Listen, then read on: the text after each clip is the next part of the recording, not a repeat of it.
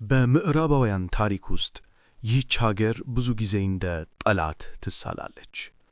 በሆሊውድ ፊልሞች እንደ 300 ላይ እንደ ጨካኝና ባርነትን የሚወዱ አረመኔዎች ተደርገው ይቀርባሉ። ነገር ግን እውነታው ከዚህ ፍጹም የተለየ ነው።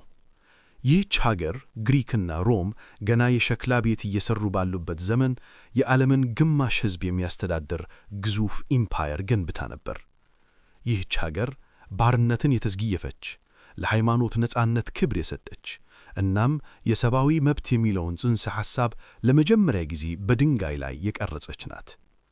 በመጽሐፍ ቅዱስ ውስጥ እግዚአብሔር መሲህ ወይም የተቀባ ብሎ የጠራው ብቸኛው የባዕድ ሀገር ንጉሥ የተነሳው ከዚች ምድር ነው። ይህች ሀገር ጥንታዊቷ ፋርስ ናት፣ ወይም በራሳቸው ልጆች መጣሪያ ኢራን ወይም የአርያኖች ምድር። የፋርስ ታሪክ የ3000 ዓመታት ጉዞ ነው። ከታላቁ ቂሮስ ደግነት እስከ የሆሜኒ አብዮት፣ ከዞራስተር እምነት እስከ ሺዓ እስልምና። ይህ የጥበብን፣ የጦርነትን እና የህልውና ታሪክ ነው። ታሪኩ የሚጀምረው በመካከለኛው ምስራቅ ከዛግሮስ ተራሮች በስተምስራቅ በሚገኘው ደረቅ እና ሰፊ ምድር ላይ ነው። ከክርስቶስ ልደት በፊት በ1000 ዓመተ ዓለም አካባቢ ሁለት የአርያን ጎሳዎች ወደዚህ ምድር መጡ። ሜዶናውያን ሜድስ በሰሜን ሰፈሩ፣ ፋርሳውያን ፐርሺያንስ በደቡብ ሰፈሩ። ለረጅም ጊዜ ፋርሳውያን ለሜዶናውያን ይገበሩ ነበር። ሜዶናውያን ኃያል ነበሩ።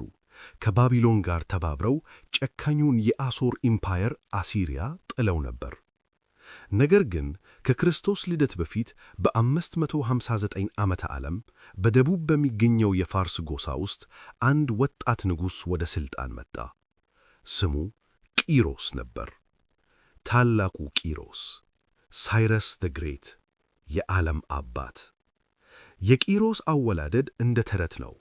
የሜዶን ንጉሥ አያቱ ልክ እንደ ሙሴ ታሪክ የልጅ ልጁ ሥልጣኑን እንደሚቀማው በሕልሙ አየ። ስለዚህ ሕፃኑን ቂሮስን እንዲገደል አዘዘ። ነገር ግን የታዘዘው ሰው አዘነለትና በድብቅ ለአንድ እረኛ ሰጠው። ቂሮስ በጫካ አደገ። ሲያድግ ማንነቱን አወቀ። የፋርስን ጎሳዎች አስተባበረ። በአያቱ በሜዶን ንጉሥ ላይ አመፀ። በ3 ዓመታት ውስጥ ቂሮስ የማይታሰብ ድል አደረገ። ሜዶንን አሸነፈ። ነገር ግን ያደረገው ነገር ዓለምን አስደነቀ። ሜዶናውያንን አልገደለም፣ ከተማቸውን አላቃተለም። ይልቁንም ከእኛ ጋር አንድ ሁኑ፣ አብረን እንገዛ አላቸው። ይህ የቂሮስ ፍልስፍና ነበር፣ ጠላትን ወደ ወዳጅነት መቀየር። ቂሮስ ዘመቻውን ቀጠለ። ልዲያን የዛሬዋ ቱርክ አሸነፈ። ሀብታሙን ንጉሥ ክሪሰስን ማረከ። ከዚያም ዓይኑን ወደ ዓለም ትልቁ ሽልማት አዞረ፣ ባቢሎን። ባቢሎን የማይደፈር ከተማ ነበረች። ግንቦቿ ሰማይ ጠቀስ ነበሩ። ንጉሷ ናቦኒደስ ግን በሕዝቡ የተጠላ ነበር። ቂሮስ ሰራዊቱን ይዞ መጣ። ከተማዋን በኃይል ከመውጋት ይልቅ ብልሃት ተጠቀመ። ወደ ከተማዋ የሚገባውን የኤፍራጥስ ወንዝ አቅጣጫ አስቀየረው። ወንዙ ሲደርቅ ወታደሮቹ በወንዙ አልጋ በኩል እግራቸው ሳይረሰርስ ወደ ከተማዋ ገቡ። ባቢሎን ያለ አንድ ጥይት ያለ ደም ወደቀች። ቂሮስ ወደ ባቢሎን ሲገባ እንደ ወራሪ ሳይሆን እንደ ነፃ አውጪ ነበር የገባው። እናም በታሪክ ውስጥ እጅግ ውብ የሆነውን አዋጅ አወጀ። በመጽሐፍ ቅዱስም በዝርዝር ተጽፏል። መጽሐፈ ዕዝራ፣ ማንም ሰው በሃይማኖቱ ምክንያት አይሰደድም፣ ሁሉም ወደ ሀገሩ መመለስ ይችላል። ለ70 ዓመታት በባቢሎን በምርኮ የነበሩት አይሁዶች ጆሮአቸውን ማመን አቃታቸው። ቂሮስ ወደ ኢየሩሳሌም ተመለሱ፣ ቤተ መቅደሳችሁን ሥሩ፣ ወርቃችሁንና ንብረታችሁን ይዛችሁ ሂዱ አላቸው። ለዚህ ነው አይሁዶች ቂሮስን የእግዚአብሔር የተቀባ መሲህ ብለው የጠሩት። ቂሮስ የቂሮስ ሲሊንደር ተብሎ በሚጠራው የሸክላ ድንጋይ ላይ ሕጎቹን አስጻፈ። ይህ ድንጋይ ዛሬ በብሪቲሽ ሚውዚየም ይገኛል። እናም የመጀመሪያው የሰብአዊ መብት ቻርተር ተብሎ ይጠራል። ቂሮስ በጦርነት ከሞተ በኋላ ልጁ ካምቢሲስ ግብፅን ወረረ፣ ግን አብዶ ሞተ። ሥልጣኑ ወደ አንድ ሩቅ ዘመድ ተላለፈ፣ ዳሪዮስ። ቂሮስ ኢምፓየሩን ፈጠረ፣ ዳሪዮስ ደግሞ አደራጀው። ዳሪዮስ የፋርስን ኢምፓየር ወደ ፍጽምና አደረሰው። ሳትራፕስ ግዛቱን በ10 ክፍሎች ሳትራፒ ከፈለ። ለእያንዳንዱ ክፍል አስተዳዳሪ ሳትራፕ ሾመ። ነገር ግን ንጉሡ እንዳይከዱት የንጉሡ ዐይኖችና ጆሮዎች የሚባሉ ሰላዮችን አብሮ ላከ። የንጉሣዊ መንገድ ከሱሳ ፋርስ እስከ ሰርዲስ ቱርክ የሚዘረጋ 2700 ኪሎ ሜትር ርዝመት ያለው አውራ ጎዳና ሠራ። በመንገዱ ላይ በየቦታው ፈረሶች ተዘጋጅተው ነበር። አንድ መልእክተኛ በ7 ቀናት ውስጥ ይህንን ርቀት ይጨርስ ነበር። ተራ ሰው 3 ወር ይፈጅበታል። ይህ የዓለም የመጀመሪያው ፈጣን ፖስታ ቤት ነው። የማይሞቱት 10,000 ምርጥ ወታደሮች ያሉት ልዩ ጦር አቋቋመ።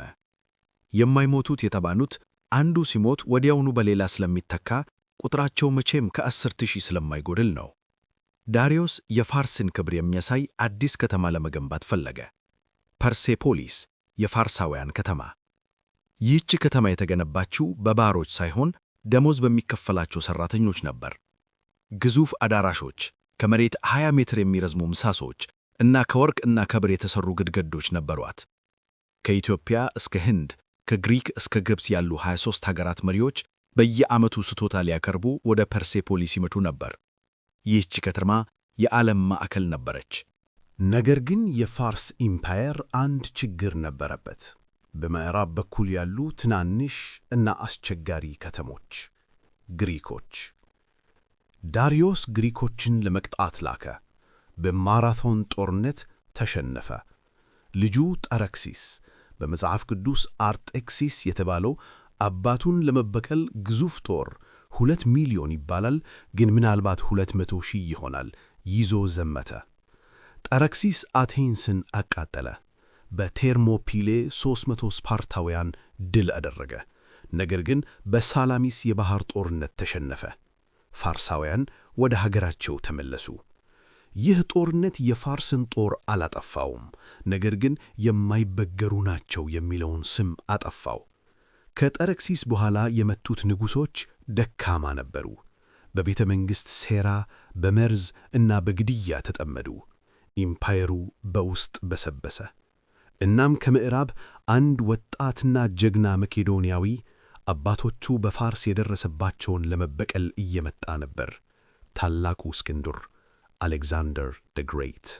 330 ዓመተ ዓለም ከክርስቶስ ልደት በፊት የፋርስ ኢምፓየር ምንም እንኳን በውስጥ ቢዳከምም አሁንም በዓለም ላይ እጅግ ሀብታምና ሰፊ ሀገር ነበር።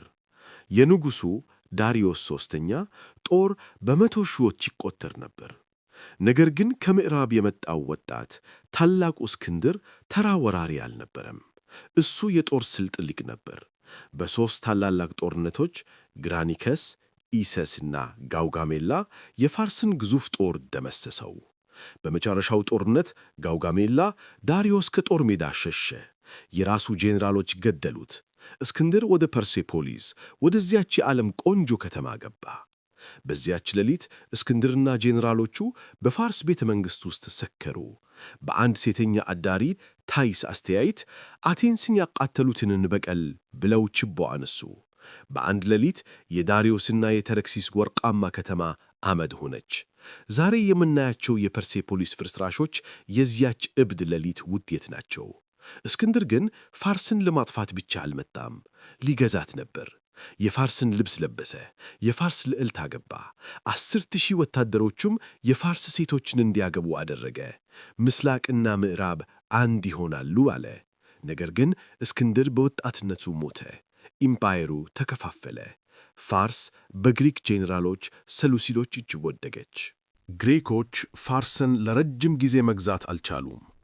ከሰሜን ምስራቅ ኢራን አንድ ዘላንና ተዋጊ ጎሳ ተነሳ፣ ፓርቲያውያን። እነዚህ ሰዎች በፈረስ ላይ ሆነው ወደ ኋላ እየተኮሱ ጠላትን መምታት ፓርቲያን ሻት የሚችሉ አደገኛ ተዋጊዎች ነበሩ። በ247 ዓመተ ዓለም ከክርስቶስ ልደት በፊት ፓርቲያውያን ግሪኮችን አባረሩ፣ የፋርስን ባህል መለሱ። በዚህ ጊዜ በምዕራብ በኩል አዲስ ልዕለ ኃያል ተፈጥሮ ነበር፣ ሮም። ሮም ዓለምን በሙሉ እንደዋጠች ፋርስን ለመዋጥ መጣች። በ53 ዓመተ ዓለም ከክርስቶስ ልደት በፊት የሮም ጀነራልና የዓለማችን ሀብታም ሰው የነበረው ክራሰስ ፋርስን ወረረ። በካራሄ ጦርነት ባትል ኦፍ ካራሄ የፓርቲያ ፈረሰኞች የሮምን ጦር በበረሃ መሃል አጠፉት። ክራሰስ ተማረከ። በአፈ ታሪክ መሠረት ፓርቲያውያን ለወርቅ ስግብግብ ስለነበር የፈለግከውን ወርቅ ጠጣ ብለው የሞቀ ወርቅ በአፉ ውስጥ አንቆረቁሮ ገደሉት። ይህ ለሮም ታላቅ ውርደት ነበር። ፓርቲያውያን ለ400 ዓመታት ከገዙ በኋላ በውስጥ ችግር ተዳክሞ በ224 ዓመተ ምህረት አንድ የፋርስ መኳንንት አርዳሺር የተባለው ሥልጣኑን ያዘ። አዲስ ሥርወ መንግሥት መሠረተ፣ ሳሳንያ። ሳሳንያውያን ከፓርቲያውያን ይልቅ ጠንካራ ነበሩ። እኛ የታላቁ ቂሮስና የዳሪዮስ ቀጥተኛ ወራሾች ነን አሉ። ሃይማኖት ዞራስተር የተባለውን ጥንታዊ እምነት የመንግሥት ሃይማኖት አደረጉ። ይህ እምነት አሁራ ማዝዳ የብርሃን አምላክና አህሪማን የጨለማ አምላክ በሚለው ትግል ያምናል። እሳት እንደ ንጽሕና ምልክት በቤተ መቅደስ ውስጥ አይጠፋም ነበር። ማኅበረሰብ ጥብቅ የሆነ የመደብ ሥርዓት ፈጠሩ። ሻህ፣ ንጉሥ፣ ካህናት፣ ተዋጊዎችና ገበሬዎች። ሳሳንያውያን ከሮም እና በኋላም ከባይዛንታይን ጋር ለ400 ዓመታት የማያቋርጥ ጦርነት አደረጉ። በ260 ዓመተ ምህረት የፋርስ ንጉሥ ሻፑር አንደኛ የሮምን ንጉሠ ነገሥት ቫሌሪያንን በጦርነት ማርኮ ወሰደው። ቫሌሪያን እስኪሞት ድረስ የሻፑር የፈረስ መውጣጫ ወይም መርገጫ ሆኖ አገልግሏል ይባላል። ከሞተም በኋላ ቆዳው ተገፎ በገለባ ተሞልቶ በፋርስ ቤተ መቅደስ ውስጥ ተሰቀለ። ፋርስ የሮም ቅዠት ነበረች። በሰባተኛው ክፍለ ዘመን ዓመተ ምህረት በፋርስ ንጉሥ ኮስሮ ሁለተኛና በባይዛንታይን ንጉሥ ሄራክሊዮስ መካከል የመጨረሻውና አውዳሚ ጦርነት ተደረገ። ይህንን በባይዛንታይን ቪዲዮ በሰፊው አይተናል። ፋርስ ኢየሩሳሌምን ይዛ እውነተኛውን መስቀል ወሰደች። ባይዛንታይን መልሳ ፋርስን ወረረች። ሁለቱም ኢምፓየሮች ደም ተፋሰሱ። ገንዘባቸው አለቀ፣ ሰራዊታቸው ደከመ። በዚህ የድካም ሰዓት በደቡብ በአረቢያ በረሃ ውስጥ ማንም ያልጠበቀው ማንም ያላሰበው አዲስ አውሎ ነፋስ እየተነሳ ነበር። የፋርስን የ3000 ዓመታት ታሪክ በአንድ ምት የሚቀይር ኃይል። እስልምና 633 ዓመተ ምህረት ፋርስና ባይዛንታይን እርስ በርስ ተዳክመው ነበር። በደቡብ ግን የአረቢያ በረሃ በአንድ አዲስ እምነት በእስልምና ተቀጣልሎ ነበር። የራሺዱን ኸሊፋዎች ጦር በታላቁ ጄኔራል ኻሊድ ኢብን አልዋሊድ እየተመራ የፋርስን ድንበር ተሻገረ። ፋርሳውያን አረቦችን ንቀዋቸው ነበር። እነዚህ የበረሃ እረኞች እንዴት የታላቁን የፋርስን ጦር ያሸንፋሉ ብለው ነበር። ነገር ግን በ636 ዓመተ ምህረት በአልቃዲስያ ጦርነት ባትል ኦፍ አልቃዲስያ የፋርስ ጦር ተደመሰሰ። የሳሳንያ ዋና ከተማ ክቴሲፎን ወደቀች። የመጨረሻው የፋርስ ንጉሥ ያዝዴግርድ ሦስተኛ እየሸሸ ሳለ በአንድ ወፍጮ ቤት ውስጥ ተደበቀ። የወፍጮ ባለቤት ግን ንጉሥ መሆኑን ስላላወቀ ለወርቅ ሲል ገደለው። የፋርስ ኢምፓየር አከተመ። ፋርስ የእስልምና ግዛት ሆነች። ግን አንድ የሚገርም ነገር ተፈጠረ። አረቦች ፋርስን በጦርነት አሸነፉ፣ ግን በባህል አልቻሏቸውም። ፋርሳውያን እስልምናን ተቀበሉ፣ ግን ቋንቋቸውን ፋርሲ እና ባህላቸውን አልለቀቁም። እንዲያውም የአረብ ኸሊፋዎች በተለይ አባሲዶች የፋርስን አስተዳደር፣ ስነ ጽሑፍ እና ጥበብ ወሰዱ። እስልምና በአረብ ወረደ፣ በፋርስ አበበ ይባል ነበር። ለ900 ዓመታት ፋርስ በተለያዩ የውጭ ገዢዎች አረቦች፣ ቱርኮች፣ ሞንጎሊያውያን ጀንጊስ ካን አውድሞታል እጅ ነበረች። 1501 ዓመተ ምህረት ከአዘርባይጃን አካባቢ አንድ የ14 ዓመት ወጣት ተነሳ። ስሙ ኢስማኤል ይባላል። ኢስማኤል ተራ ወጣት አልነበረም። እሱ የሳፋዊያ የተባለ የሱፊ ሃይማኖታዊ ንቅናቄ መሪ ነበር። ነገር ግን እሱ ራሱን የነቢዩ ሙሐመድ ዘር እና መለኮታዊ መሪ አድርጎ ይቆጥር ነበር። ኢስማኤል ታብሪዝ ከተማን ተቆጣጠረ፣ ራሱን ሻህ ብሎ አወጀ። እናም የኢራንን ታሪክ ለዘላለም የሚቀይር አዋጅ አወጀ። ከዛሬ ጀምሮ የኢራን ብቸኛው ሃይማኖት ሺዓ እስልምና ነው። እስከዚያ ጊዜ ድረስ ኢራን እንደ አብዛኛውን የሙስሊም ዓለም ሱኒ ነበረች። ሺዓዎች አናሳ ነበሩ። ኢስማኤል ግን ሱኒዎችን በኃይል በሰይፍ እና በስደት ወደ ሺዓነት ቀየራቸው። በኢራን ውስጥ አንድም ሱኒ እንዳይኖር አደርጋለሁ ብሎ ማለ። ይህ እርምጃ ኢራንን ልዩ አደረጋት። ማንነት ኢራንን ከጎረቤቶቿ ከኦቶማን ቱርኮች ሱኒ እና ከህንድ ሙጋሎች ሱኒ ለይታቻት። ሺዓነት የኢራን ብሔራዊ ማንነት ሆነ።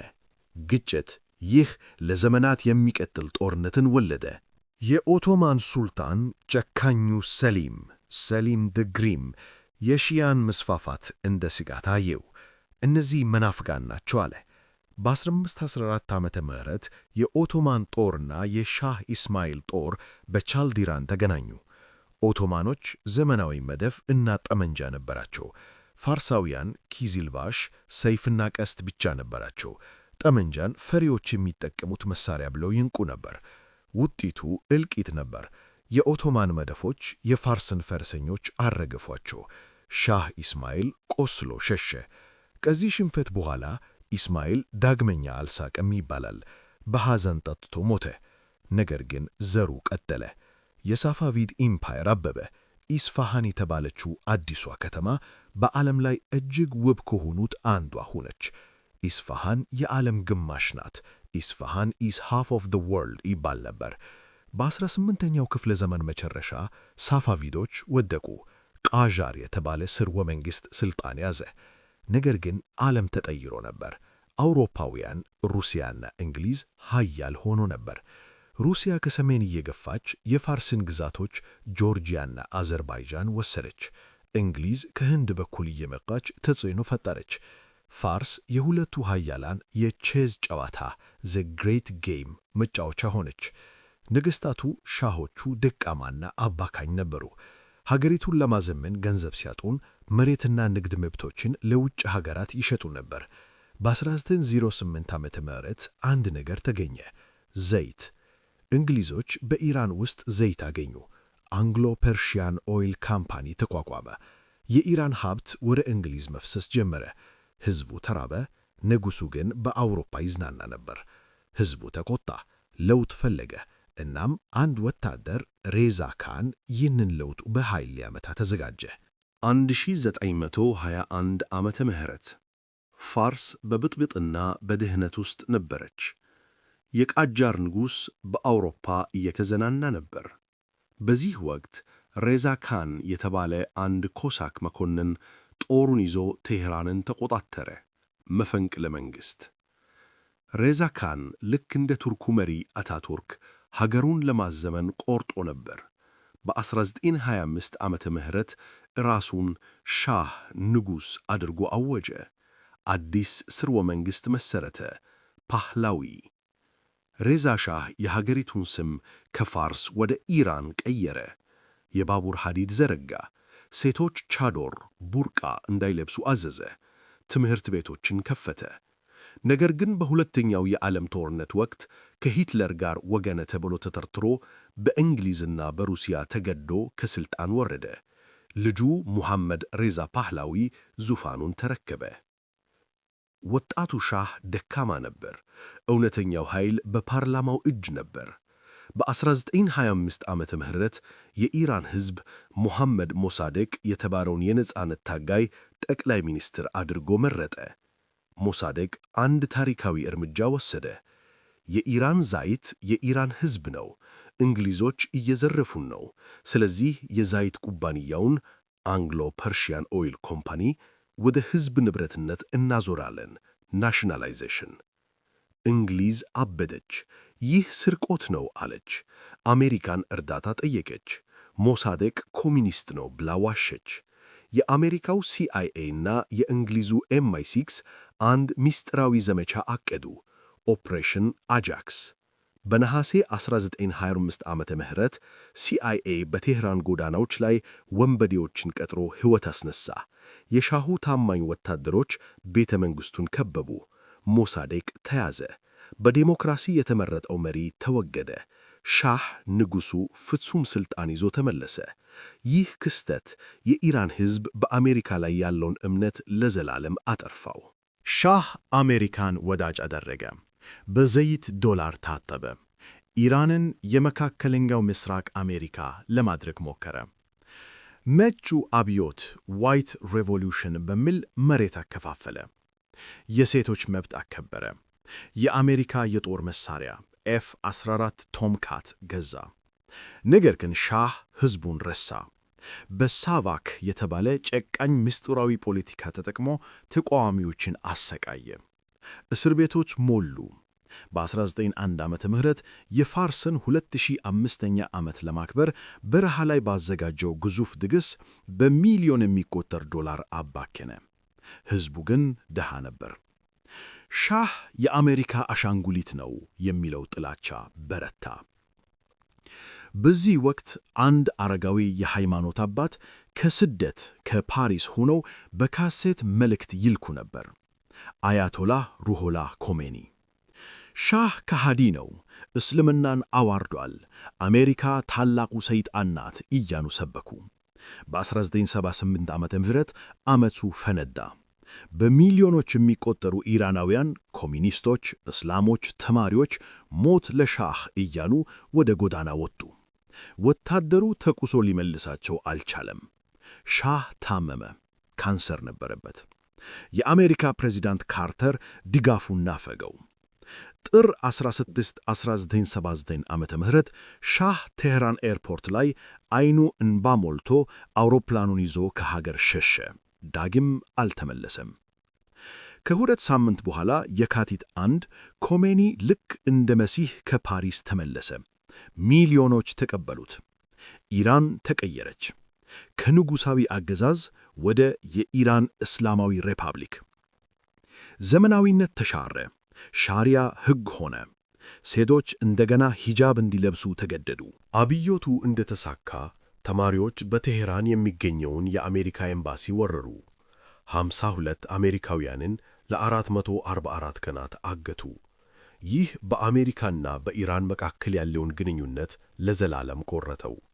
በዚህ የትርምስ ሰዓት ጎረቤት ኢራቅ በሳዳም ሁሴን የምትመራ ኢራን ደክማለች ብላ ወረረች። የኢራን ኢራቅ ጦርነት 1980 እስከ 1988 የ20ኛው ክፍለ ዘመን ረጅሙ ጦርነት። 1 ሚሊዮን ሰዎች ሞቱ። ሳዳም የኬሚካል መሳሪያ ተጠቀመ። ኾሜኒ ግን ሕፃናትን ሳይቀር የገነት ቁልፍ አንገታቸው ላይ አስረው በማይን እንዲሄዱ አደረገ። ኢራን አልተሸነፈችም። አብዮቱ በደም ተጠመቀ። ዛሬ ኢራን በመካከለኛው ምስራቅ ልዕለ ኃያል ናት። በሊባኖስ ሂዝቦላህ፣ በየመን ሁቲ፣ በኢራቅ እና በሱሪያ እጇ አለ። የኒውክሌር ኃይል ለማግኘት ትጥራለች። ከአሜሪካ እና ከእስራኤል ጋር በቀዝቃዛ ጦርነት ውስጥ ናት። ነገር ግን በውስጥ ወጣቱ ትውልድ ለውጥ ይፈልጋል። በ2022 ማህሳ አሚኒ የተባለች ወጣት በሃይማኖት ፖሊስ ከተገደለች በኋላ ሴቶች ሴት፣ ሕይወት፣ ነፃነት እያሉ አደባባይ ወጡ። አብዮቱ አሁንም በሕዝቡ ልብ ውስጥ አለ። የፋርስ ታሪክ አላበቀም። እንደ ፊኒክስ ወፍ ከእሳት ውስጥ ተነስታ ታሪኳን መቀጠሏ አይቀርም። ማጠቃለያ፣ የፋርስ ታሪክ የሰው ልጅ የሥልጣኔ ታሪክ መስታወት ነው። ከቂሮስ የሰብዓዊ መብት አዋጅ እስከ የሻህ አምባገነንነት፣ ከዞሮአስተር እሳት እስከ የሺአ እስልምና ሰይፍ፣ ከፐርሴፖሊስ ግርማ እስከ የዘመናዊቷ ቴሄራን የኒውክሌር ስጋት። ይህች ሀገር ዓለምን አስተምራለች፣ ዓለምን ተከላክላለች እና ዓለምን አስደንግጣለች። የፋርስ ምንጣፍ እንደሚያሳየው ታሪኳ የተወሳሰበ ውብ እና ጥንታዊ ነው። የኢራን ዕጣ ፈንታ የመካከለኛው ምስራቅ ብቻ ሳይሆን የመላው ዓለም ዕጣ ፈንታ ነው።